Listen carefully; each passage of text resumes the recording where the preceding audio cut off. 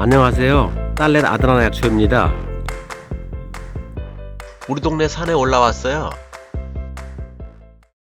채취를 한번 해보겠습니다. 이 자리공 장롱나물입니다. 이 보름나물로 주로 많이 쓰죠. 아주 실하고 이거 참 맛있는 나물입니다. 이거 묵나물 나물 진짜 맛있는 나물입니다. 참 맛있고 바로 나물로 해서 먹을 수도 있어요. 좀 울거야 돼 이거는. 요거는 이제 데쳐서 이제 울거내는 걸 정확하게 지켜서 해서 드셔야 됩니다. 잘 울거서 먹어야 됩니다. 이건 그냥 바로 먹으면 설사할 수 있어요.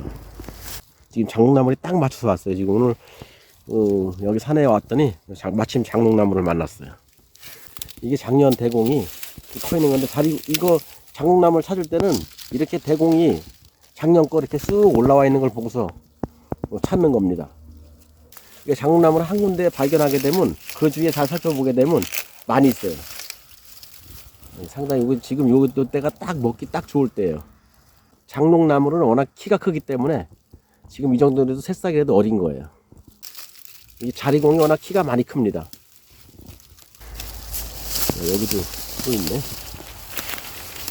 여기 지금 열매가 이렇게 보이잖아요. 여기 이제 옛날 대, 작년 대에 보면 그대로 아주 형태가 남아있네. 이 자리공, 이게 키가 크는 겁니다. 자리공 대인데 여기 지금 보면 밑에 새싹이 이렇게 크고 있잖아요. 새싹을 이렇게 자르는 겁니다. 한번 이 장롱나무인들 찾게 되면 많이 해갈 수가 있어요. 그리고 주로 발매한 산에 있잖아요. 그런 데 많아요. 여기도 지금 발매를 한 산이거든요. 여기도 이제 마지막 이제 이거 자르고 내려갈 겁니다. 이제는 다 잘랐어요. 오늘 그래도 여기 와서 장롱나무를 만나갖고 그래도 괜찮았어요. 오늘 장롱나물이 이게 흔한 것 같으면서 좀 귀한 편입니다. 자리공나물은 요즘 봄철에 채취할 수 있는 시기예요. 대개 장롱나물은 이제 묵나물로 사용들을 많이 하는데 저는 오늘 많은 양을 채취한 게 아니기 때문에 집에 가져와서 바로 데친 다음 찬물에 한 이틀 정도 물에 담궈 갖고 수시로 물을 갈아 주었어요. 장롱나물은 데칠 때 대가 굵기 때문에 좀 쪼개 갖고 해주는 게 좋아요. 그리고 또 푹 익혀주는 게 좋아요. 장록뿌리는 옛날에 사약으로 사용했을 정도로 독성이 강한 식물이라고 합니다. 장록나물 어린 뿌리가 꼭 도라지처럼 생겼기 때문에 봄철에 중독사고가 일어날 수 있어요. 뿌리는 절대 섭취하시면 안됩니다. 이른 봄 새순만 나물로 먹을 수 있으니 채취 시기를 잘 지켜줘야 해요. 장록나물은 건조하여 묵나물로 만들면 꼭 시래기 나물과 맛이 비슷하면서 시래기 나물보다 엄청 연하고 맛도 뛰어납니다.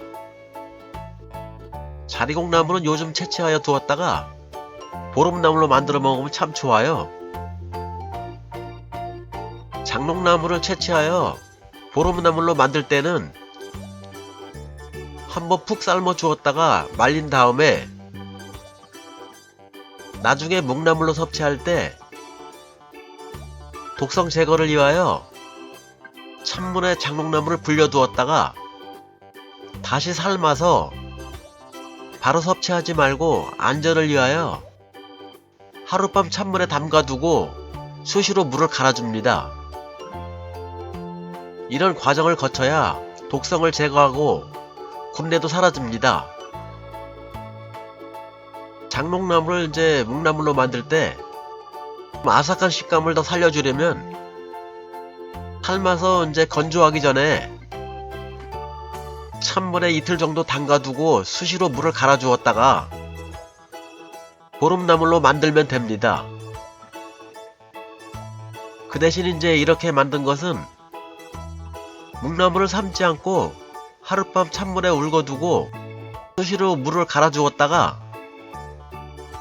바로 무쳐 먹게 되면 아삭한 식감을 더 유지할 수 있습니다. 요거는 이제 자리공은 원래 독성식물이죠. 독성식물이기 때문에 독초로 알고 있는데 미국 자리공이라고 하죠. 근데 이거 우리나라에서는 이제 장롱나물이라고 합니다. 이 보름나무로서 고급나물이에요, 이게. 저도 장롱나물을 작년에 처음 알게 되었는데요. 그때 먹어보니까 참 맛있더라고요. 저 같은 경우는 이제 장롱나무를 울굴 때 장롱나무는 대가 굵은 편이기 때문에 푹 익을 때까지 데쳐줍니다. 먹는 방법은 이제 두 가지로 나눌 수가 있어요. 바로 먹을 경우는 저희들 같은 경우는 이틀 정도 찬물에 울궈줍니다. 그리고 가끔씩 물을 갈아줍니다. 잘 우러나게 하려면 대가 굵은 거는 좀 쪼개주면 좋습니다. 묵나물로 만들어서 주로 먹는데 오늘 해온 양이 이렇게 많은 편이 아니기 때문에 그냥 이제 한 이틀 정도 울군 다음에 바로 해먹기로 했어요. 제가 이제 우려내면서 이렇게 맛을 보니까 그 토란처럼 아린 맛이 나더라고요. 이틀 정도 우려낸 다음에 나물을 무쳐 먹어보니까 아린 맛도 느껴지지 않고 맛이 괜찮았어요. 이 장롱나물 같은 경우는 오래 물에다가 울군다 해서 맛이 그렇게 없어지는 게 아닙니다. 약간의 독성이 남아있을 수 있기 때문에 한 이틀 정도 우려주는 겁니다. 뭐 다른데 자료를 한번 찾아보니까 뭐 24시간 정도 울궈준 데도 있고, 저는 이제 자리공이 이제 얼마나 독을 함유하고 있는지 모르겠어요. 그래서 이제 한 이틀 정도 그냥 울구는 거죠.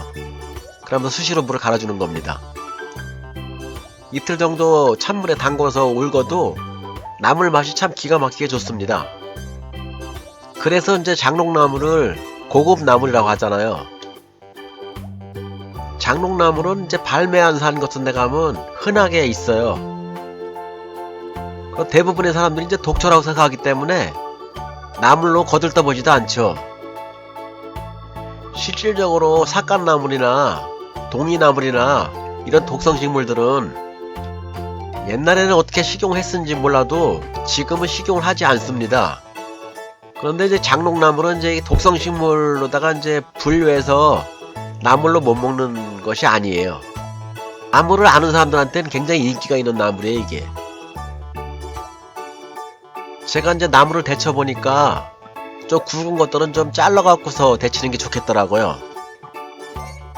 잘 익게 하기 위해서 그러는 겁니다. 봄나물 새싹이 이제 독을 함유하고 있다고 하더라도 오늘처럼 이렇게 나물을 데쳐주게 되면 열에 의해서 독성이 많이 감소되게 됩니다.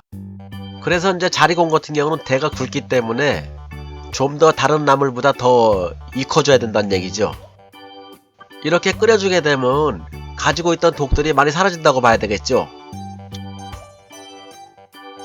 장롱나물을 이제 저처럼 바로 무쳐 먹을 경우는 이틀 동안 이제 물에 담궈갖고 물을 갈아줘 가면서 두었다가 무쳐 먹지만, 이걸 이제 보름나물로 묵나물 만들 경우는 그냥 데쳐갖고서 바로 넣으면 됩니다. 어차피 이제 묵나물을 해먹게 되면 그때 가서 한번 또 삶아야 되거든요.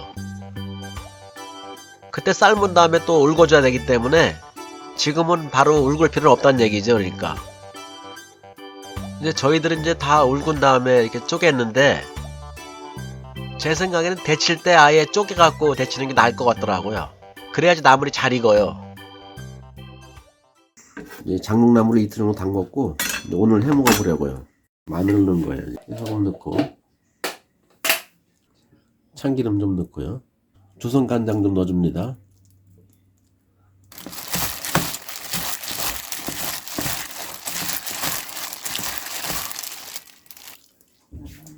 맛이 좋으네요. 지금 이제 먹어봅니다.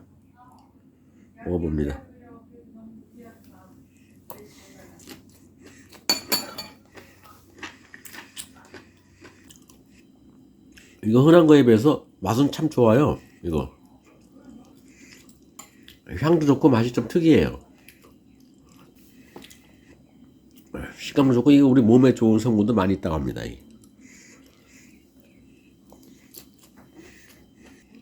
우리 삶을 때 좀 푹 삶아주는 게 좋아요. 그래야지만 독성이 다 제거될 수 있거든요. 줄기가 좀 굵기 때문에 푹 삶아줘도 괜찮아요. 근데 처음 드시는 분은 한 번에 너무 많이 드시지 말고요. 뭐 독성 여부를 떠나서 어떤 거든지 너무 많이 먹으면 또 처음 드시는 분은 탈이 날 수 있어요. 맛이 좋아갖고 계속 땡기는 맛이네요. 그 뿌리에 독성이 있다고 합니다. 이 자리고원요.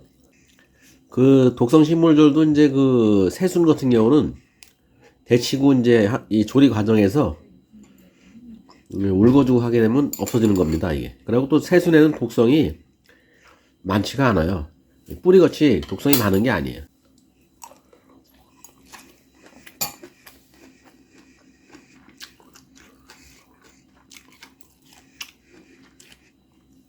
맛도 좋고 식감도 상당히 좋아요.